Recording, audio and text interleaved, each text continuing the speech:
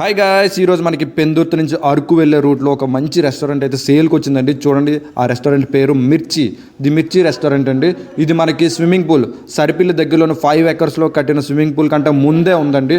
అంటే దీనికి ఆపోజిట్లోనే 6 ఎకర్స్లో swimming pool ఈ సమ్మర్కి రెడీ అవుతుంది. అది కానీ స్టార్ట్ అయింది అనుకోండి, ఆ స్విమ్మింగ్ పూల్ చాలా బాగుంటుందండి, ఇంకా బాగుంటుంది. ఇప్పటికే ఇది బాగా రన్నింగ్ అవుతున్న రెస్టారెంట్. మెయిన్ ప్రాబ్లం ఏంటంటే ఆయనకి జాబ్ అయితే వచ్చిందండి, సో వెంటనే ఇది సేల్ చేసుకుంటున్నారు. ఆయనకైతే ఇష్టం లేదు, బట్ ఎక్కువ ఇన్కమ్ వస్తుందని చెప్పి వెళ్ళిపోతున్నారు.